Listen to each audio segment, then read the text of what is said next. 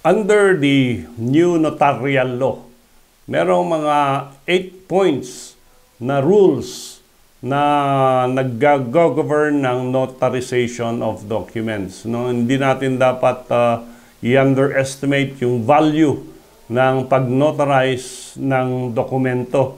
This is not an empty, meaningless, and routinary act, but it is vested with substantive public interest. Number one, hindi lahat ng abogado ay notary public.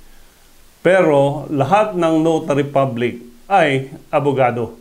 Yun yung misconception about notarization is that all lawyers are allowed to notarize. No, not all. Parang tayo, hindi po tayo notary public. And this is by choice. Hindi siya automatic, but this is by choice. Number two, pag ikaw ay notary public, meron ka nang dapat all the qualifications and disqualifications under the 2004 rules on notary practice. And para magkaroon ka ng notary practice, kailangan mag-file ka ng petition for notarial commission with the executive judge of the place of notarization.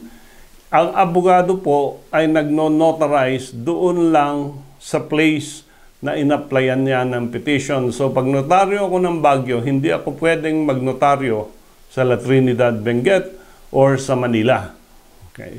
Number 3, personal appearance before the notary public is required at all times.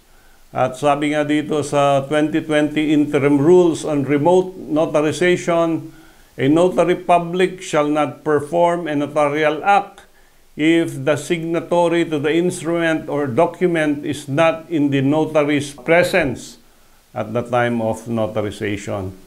Number 4, the fact that the notary public personally knows the signature. Parang kilala ko o alam ko yung pirma nung taong nagpapanotarize is not an exemption of the requirement of personal appearance. Wala na pong paki-paki ngayon, no? Nandun lang sa kotse yung kapatid ko, pero papanotarize ako, wala na ho. Marami nang na-discipline na mga abogado dito because hindi nag-personal appearance yung nagpapa-notaryo.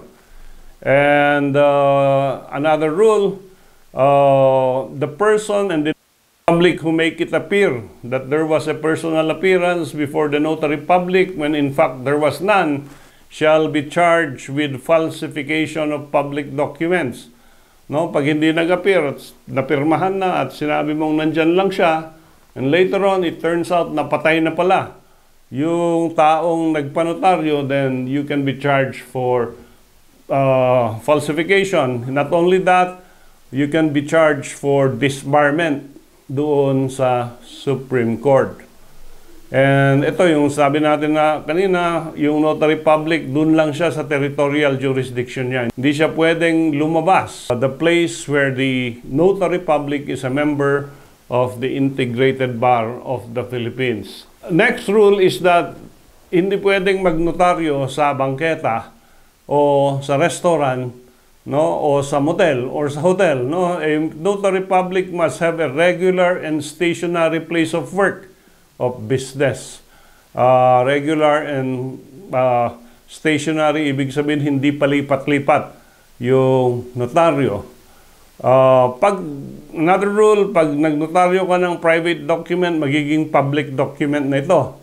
And pag ito ay naging public document, nagiging admissible in evidence without proof of its authenticity. Thus, importante yung pagka-notaryo ng isang document.